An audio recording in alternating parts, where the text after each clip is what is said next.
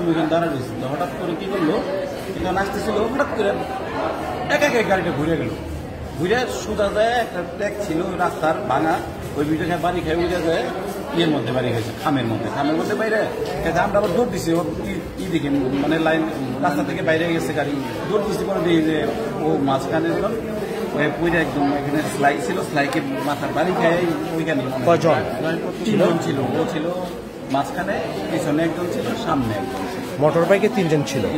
যে ড্রাইভ করছে সেই না, অন দ্য স্পট, মিডিলের জন অন দ্য স্পটে ডেড। আর দুজনে কি অবস্থা? আর 2 জন মোটামুটি অবস্থা। বাড়ি কোথাও জানেন আপনি? কলাতিয়া বলছে। কলাতিয়া। ধন্যবাদ।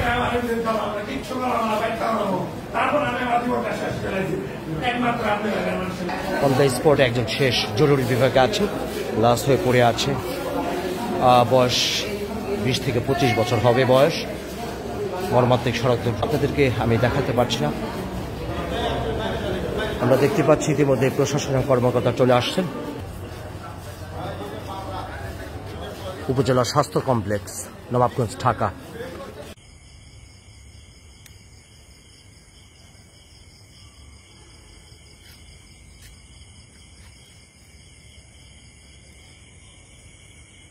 পল্লী বিদ্যুতের পিলারে যে মাঝখানে যে ছিল সে বাড়ি খেয়েছে, অন দ্য স্পটে ডেড, অন দ্য স্পটে সে মারা গেছে, না ফেরার দেশে চলে গেছে। চূড়াঘাত এবং সরাসরি মাথা। আমি যেখানে দাঁড়িয়ে আছি এই রোডটা গেছে বাইপাস, খন্দকার আলী আব্বাসের বাড়ির সামনে। আনুমানিক রাত 11টা আজকে মর্মান্তিক সড়ক দুর্ঘটনা। আমি আছি নবাবগঞ্জ থেকে, নবাবগঞ্জ নিমতলা থেকে আমি কথা বলছি। আজকে এখানে এই ঘটনাটা ঘটেছে। মোটর বাইক যাওয়ার সময় ঢাকা থেকে আসছে, তারা বান্দরের দিকে যাচ্ছে।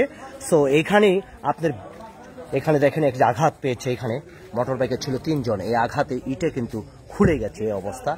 এখান থেকে জাম্পিং করে সে দেখতে পাচ্ছেন পল্লী বিদ্যুতের খুঁটি, তারা ওখানে পড়ে গেছে। মাঝখানে যে বসা ছিল সে কিন্তু ছিটকে যে ওই পল্লী বিদ্যুতের খুঁটিতে তার মাথা সরাসরি আঘাত পায় এবং সাথে সাথে অন দ্য স্পটে ডেড, এবং সে না ফেরার দেশে চলে গেছেন। যুবকের বয়স হবে 20 থেকে 25 বছর আমরা জানতে পেরেছি। এখন সাধারণ জনগণ বলেছেন তার বাড়ি কলাতিয়া।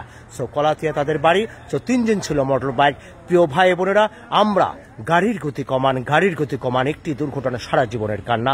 আজকে সামান্য একটি ভুলের জন্য দেখেন কত বড় ক্ষতি হয়ে গেল, সে না ফেরার দেশে চলে গেল। এর জন্য সবসময় আমি বলি সময়ের চাইতে জীবনের মূল্য অনেক বেশি। এর জন্য প্রিয় ভাই বোনেরা, যুবক ভাইয়েরা যারা আছেন, গাড়ির গতি কমান। প্রতিদিন তাজা প্রাণ চলে যাচ্ছে আমাদের নবাবগঞ্জ